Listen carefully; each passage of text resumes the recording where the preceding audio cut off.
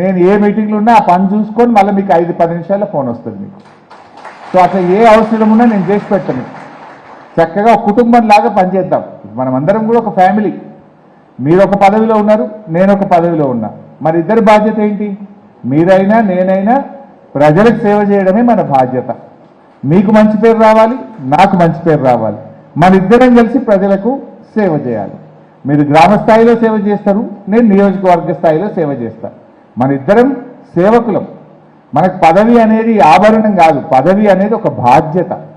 పదవి అనేటువంటిది ప్రజలకు సేవ చేయడానికి ఒక అవకాశం, ప్రజలిచ్చిన అవకాశం, ప్రజలిచ్చిన పదవిది. అందువల్ల మనము సర్పంచ్ అయినా ఎమ్మెల్యే అయినా మనము ప్రజా సేవకులం. మనము అది ఎవరైనా సరే ప్రజలు సేవ చేయడానికి మనకి ఇచ్చిన అవకాశం, ఆ ప్రజలు ఇచ్చిన నమ్మకాన్ని మనం కాపాడుకోవాలి. ప్రజలకు మనం సేవ చేయాలి.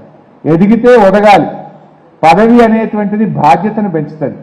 గెలిచాం కదా అని మనం మాట మార్చొద్దు, బట్టలు మార్చొద్దు, మన విధానంలో మారొద్దు, మన పనితనంలో మార్పు రావద్దు. ఇంకింత సంయమనంతో ఇంకా ప్రేమగా మరింత ఓపికగా పనిచేద్దాం. కొన్ని అవుతాయి పనులు, కొన్ని లేట్ అవుతాయి, కొన్ని ఆలస్యం అవుతాయి. మీకు 5 ఏళ్ల పదవీ కాలం కదా, తొందర ఏమున్నది. ఇప్పుడు చేయగలిగిందల్లా చేస్తూ చేస్తూ బయలుదేరదాం. ఇంకో 2 ఏళ్ళు అయితే వచ్చేది బీఆర్ఎస్ గవర్నమెంటే కదా, మనమే కదా మళ్ళీ ఉండేది. ఏమన్నా మిగిలిపోయినవి ఉంటే లాస్ట్ 2-3 ఏళ్ళు దంచేద్దాం. అయిన కాడికి ఇప్పుడు చేద్దాం. ఇంకేదైనా మిగిలిపోయినవి ఉంటే చివరి 2-3 ఏళ్ళు దంచేద్దాం. మీరు ఉంటారు కదా, మీరు ఎక్కడ పోతారు? వచ్చేది బీఆర్ఎస్ గవర్నమెంటే. అందువల్ల మీరు ఎక్కడ కూడా ధైర్యం కోల్పోద్దు. ప్రజలకు కూడా మనం స్పష్టంగా చెప్పాలి, పరిస్థితిని వివరించాలి. ఇగో ఇది ఇప్పుడు చేస్తా, ఇది మళ్ళీ ఏడాది చేస్తా, ఇది మళ్ళీ చేస్తా, మంచిగా వివరించి చెప్పండి. దయచేసి ఎక్కువ తక్కువ ఇబ్బందులు ఉంటాయి, నాకు తెలుసు.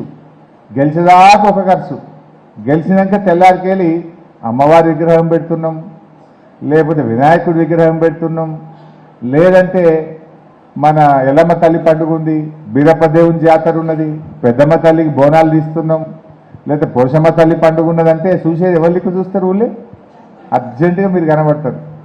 ఇది వరకేమో చేస్తాం అప్పుడు ఎలక్షన్ ముంగట. ఇప్పుడేమో అంటారు గెలిచినవు కదా. ఇప్పుడు మొన్నటిదాకా ముగ్గురు చేసిర్రు, పోటీ చేస్తామనుకున్న ముగ్గురు సాయం చేసేది. ఇప్పుడు వాళ్ళు చల్లగా పడతారు ఇక, మీరు ఒక్కరే కనబడతారు. మొత్తం బరువు మీ మీదకే పడుతుంది. అది అట్ల ఖర్చు ఉంటుంది, మళ్ళీ వీటిలో ఖర్చు ఉంటుంది. చాలా ఓపిక కావాలి, సంయమనం కావాలి. మన లిమిట్స్ మనం చూసుకొని జాగ్రత్తగా మనం పనిచేసుకోవాల్సినటువంటి అవసరం ఉంటుంది. సో మీరు కూడా చక్కగా ఓపికగా జాగ్రత్తగా చేస్తూ ఉండండి. ఏదైనా అర్థం కాకపోతే నా దృష్టికి తేండి. ఎక్కడ ఏమీ అధైర్యపడకండి, బాధపడొద్దు. ఇది పదవి అనేది ఒక బాధ్యత. మంచి పేరు తెచ్చుకుంటే ఇప్పుడు ఇంతమంది డయాస్ మీద మాట్లాడేది మీరు చూసింది కదా. వీళ్ళందరూ సర్పంచులుగా మీలాగా పనిచేసి ఇలా ఉన్నతమైనటువంటి స్థానంలో ఇక్కడ కూర్చున్నారు. మీరు అట్లా ఎదగాలి. మీరు కూడా రేపు ఇంకా పెద్ద స్థాయికి రావాలని నేను మనస్ఫూర్తిగా కోరుకుంటా ఉన్నా. అవకాశం రావడం అదృష్టం, అవకాశాన్ని నిలబెట్టుకోవడం మీ చేతుల్లో ఉంటుంది. రావడం అదృష్టం, వచ్చిన తర్వాత అది మీ చేతుల్లో ఉంటుంది. అన్నిటికంటే ముఖ్యం మన నాలుక, మన నోరును బాగా అదుపులో పెట్టుకోవాలి. ఇంకేదన్నా పోతే వస్తుంది కానీ నోట్ల నుంచి బయటకు పోయిన మాట మళ్ళీ వెనక్కి తీసుకోలేము.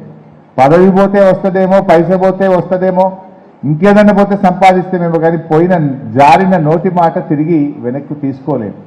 ఎదుటివాడి మనసు ఒక్కసారి బాధపడితే అది మళ్ళా ఆ కలుక్కు అన్నాక దాన్ని అతుకుడు చాలా కష్టం అవుతుంది. అందువల్ల మాట జాగ్రత్తగా మాట్లాడండి. మాటే ముఖ్యం నా దృష్టిలో. మాట మన మర్యాద, మన నడవడి, మన పనితనం. పనితనం అనేది నా దృష్టిలో 4వది. ముందు మాట, నడవడి, మన మర్యాదనే అన్నిటికంటే ముఖ్యమైనది. దాంతోపాటు పని ఎట్లాగూ చేస్తాం. పని చేసినా మాట జారినామనుకో, నడవడిక బాగాలేదనుకో, లాభం లేదు. కొంతమంది సర్పంచులు, నేను పేరు చెప్పను కానీ నాతో పని చేసింది, మస్తు పని చేసింది. నేను ఎన్ని పైసలు అంటే అన్ని పైసలు ఇచ్చిన, మంత్రిగా ఉంటే ఫుల్ పైసలు ఇచ్చిన, బాగా డెవలప్ చేసింది. ఇక అసలు కాని పనే లేదు. మళ్ళీ నిలబడ్డారు సర్పంచ్కు. ఏమైంది? 30 ఓట్లు వచ్చినాయి, 60 ఓట్లు వచ్చినాయి. మరి 20 డెవలప్మెంట్ అంతా ఇన్ని రోడ్లు వేస్తేవి, గుళ్ళు కడితేవి, కుల సంఘాలు కడితేవి, మహిళా సంఘం కడితేవి, వాటర్ ట్యాంకులు కడితేవి, బుగ్గలు వేస్తేవి, ఐ మాస్క్ లైట్లు పెట్టివి, ఇన్ని చేసిన సర్పంచ్ మళ్ళీ నిలబడితే 50-60 ఓట్లు వచ్చినాయి.